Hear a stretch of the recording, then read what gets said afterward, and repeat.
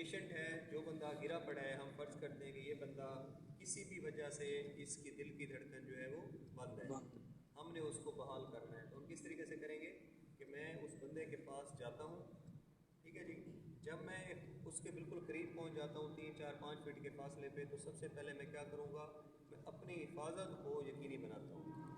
वो मैं किस तरह बनाता हूँ, मैं अपने सामने देखता हूँ, अगर रोड के ऊपर खुदा न खासा मैं फास्ट एड दे रहा हूँ, कोई तेज़ रफ्तार बाइक या गाड़ी मुझे हिट कर सकती है, तो मैं क्या करता हूँ, मैं सामने देखता हूँ, अपने पीछे कुछ चीज़ पीछे से हिट ना करे, लेफ़्ट और राइट दोनों साइडों में मैं देखता हूँ, ऊपर और नीचे जहाँ पे मैं बैठ रहा हूँ मैं उन जगहों को मैं देखता हूँ।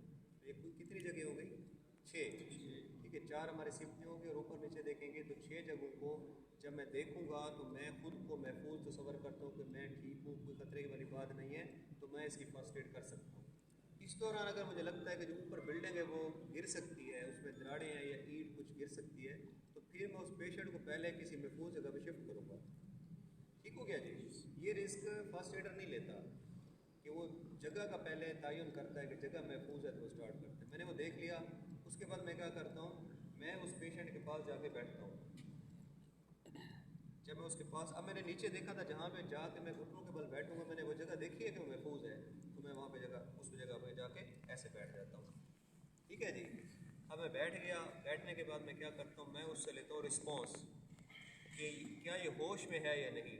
तो मैं अपने दोनों हाथों से उसके कंधों को थपथपाता हूँ ऐसे और पूछता हूँ कि भाई आप ठीक है, आपको क्या हुआ, आप मुझे सुन सकते हैं। ये वाले अल्फाज आप उसको किसी भी ज़बान में बोल सकते हैं जो उस इलाके में बोली जाती है। ठीक है जी। लोग पंजाबी समझते हैं तो आप पंजाबी में ये बात करेंगे, उर्दू समझते हैं उर्दू में करें, इंग्लिश पश्तो सराइकी जो भी समझते हैं, कोशिश करें कि जो उसकी नेटिव लैंग्वेज है उसमें उससे बात करें। तो अगर तो वो आपको रिस्पॉन्ड नहीं देता, जैसे कि इस पेशेंट ने नहीं दिया, तो फिर हम क्या करते हैं।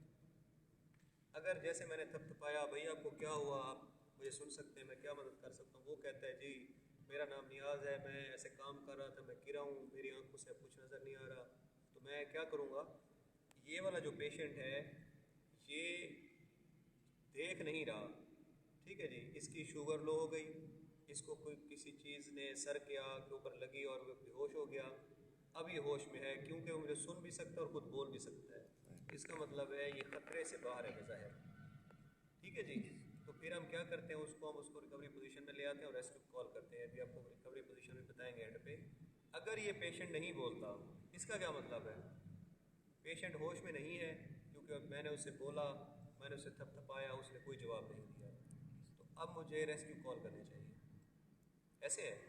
अगर आप रेस्क्यू को कॉल नहीं करते और ख़ुद उस काम में लगे रहते हैं तो आपके पास गाड़ी आएगी, एम्बुलेंस आएगी, नहीं आएगी। हम कब आते हैं, जब हमें कॉल जाती है। ज़्यादातर लोगों का गिला होता है हमने रेस्क्यू कॉल की तो हमारे पास तो आया ही कोई नहीं है, या रेस्क्यू लेट आई। तो आपने जब उनको कॉल की, उसके बाद गाड़ी वहाँ से निकल के जितना टाइम लगता है 5 से 10 मिनट आपके पास पहुँच जाएगी। तो कॉल करने का एक ख़ास तरीका है।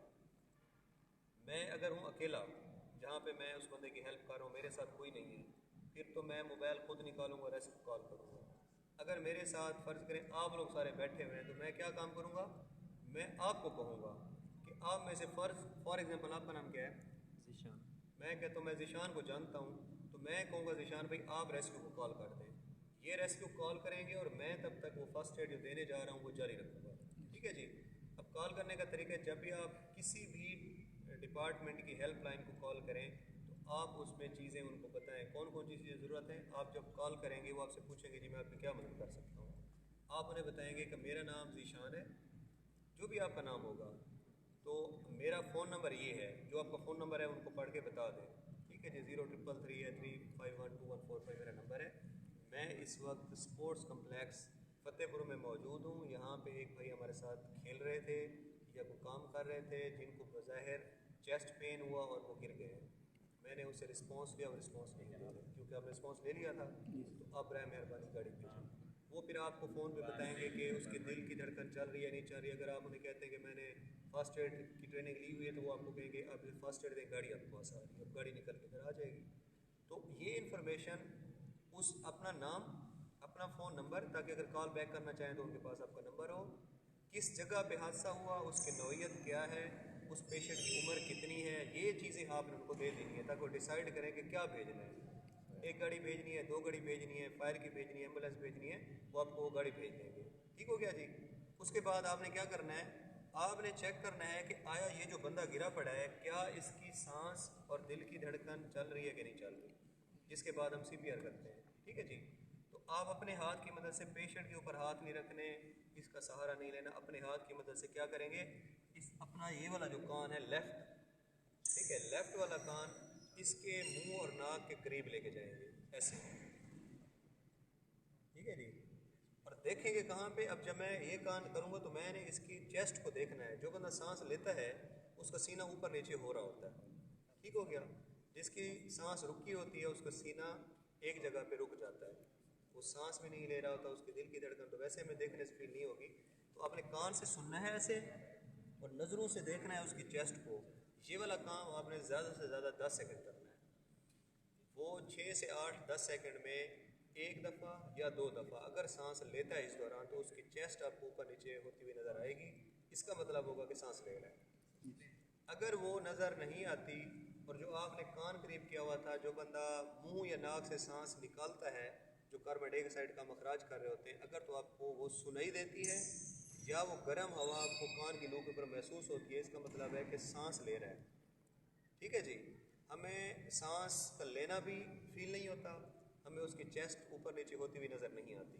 तो इसका क्या मतलब है कि उसकी दिल की धड़कन रुक चुकी है, सांस रुक चुकी है। तो फिर हम करेंगे CPR। ठीक है जी। अब CPR करने के लिए सबसे पहले मैंने बताया था कि हम हाथ रखते हैं मिडल ऑफ द चेस्ट। ये वाली जो हड्डी है इसको क्या कहते हैं, मेडिकल, आप लोग मेडिकल से रिलेटेड हैं। ठीक है जी। ये वाली हड्डी स्टर्नम होती है, ये जो दरमियान में है ऐसे है। ये निपल लाइन के निशान पड़े हुए, ये निपल लाइन हम इसको बोलते हैं, ये वाली। तो आप एक फर्जी लाइन खींचते हैं नीचे, एक निपल लाइन से खींचते हैं इस तरीके से। तो ये वाला जो पॉइंट है ये basically middle of the chest है। ऐसे है जी। मैं राइट हैंडेड हूँ, मेरा पावर हैंड ये, मैं इसे थ्रो करता हूँ, चीज़ें उठाता हूँ। जो राइट हैंडेड होता है वो नॉन वर्किंग हैंड, जो उसका लेफ्ट हैंड है उसको नीचे रखता है। हमेशा हाथ की ये वाली सख्त जगह जो जिसको हम हथेली बोलते हैं वो मिडल ऑफ द चेस्ट रखेंगे ऐसे। ठीक हो गया। और जो राइट हैंड है उसको हम क्या करेंगे, इसके अंदर डाल के ऐसे लॉक करेंगे। ठीक है। हाथों की पोजीशन होगी ये, देखें कि कोनी में बिल्कुल खम नहीं है, सीधी है। हाथ सारे लोग ऐसे करें अपना। जो बंदे लेफ्ट हैंड से काम करते हैं वो राइट को आगे करेंगे, समझ आ रही है। जो राइट मैंने बताया, जो राइट हैंड से काम करते हैं वो लेफ्ट को नीचे रखेंगे। तो हमने ये हाथ आगे किया, पावर हैंड से उस हाथ के अंदर ऐसे उंगलियों किया, तो नीचे से ये क्या, लॉक। ठीक है जी। देखें ये उंगलियां लॉक हो गई, सीधी नहीं है, ये लॉक हो गई। और हथेली की कौन सी जगह रखनी है, हाथ की हथेली हमने रखी। अब आप बैठे होते हैं इस तरीके से, हमने खुद को आगे लेके आए ऐसे, उसकी नाक के बराबर आपका चेहरा होना चाहिए। आप उसके ऊपर 90 के एंगल पे हैं, सीधे ऊपर। अगर आप साइड से ऐसे करेंगे तो फिर आपको जोर ज़्यादा लगेगा। ठीक है जी। कोनियों को बिल्कुल सीधा किया। अब हमने कंप्रेशन मैंने कितने बताए थे कि दिल को हम कितना नीचे तक कंप्रेस करते हैं, 2 इंच या 5 सेंटीमीटर। जब आप एक एप्लीकेशन है, हम आपसे वो इंस्टॉल करवाएंगे, उसमें ये सवाल आएगा कि दिल को हम नीचे कंप्रेस कितना करते हैं, 2 इंच या 5 सेंटीमीटर। जो भी लिखा होगा आप बता सकते हैं, या आपको कोई पूछे तो आपने यही बताना है। ठीक है जी। और कितने कंप्रेशन पर मिनट देने हैं, 100 से 120 पर मिनट। ठीक है जी। अब ये मैं आपको करके दिखाता हूँ। यहाँ पे लाइट्स होती हैं, वो डबल लाइट अगर इंडिकेट करता है ग्रीन तो इसका मतलब है कि हमारी रफ्तार 120 से भी ज़्यादा है। अगर वो सिंगल लाइट ऑन होती है तो इसका मतलब है कि हम 100 से लेके 120 के दरमियान कंप्रेशन दे रहे हैं। ठीक है जी। अगर येलो लाइट ऑन होती है तो इसका मतलब है कि आपकी डेप्थ या कंप्रेशन की रफ्तार जो है वो कम है। तो अगर हम परफेक्ट करते हैं, इसको साथ देखते भी रहते हैं, कम ज़्यादा होती है तो उसको अपनी मर्ज़ी से हम कर सकते हैं। तो ये आपने देखना है, फिर इसी तरीके से आपने CPR करना है। ठीक हो गया जी।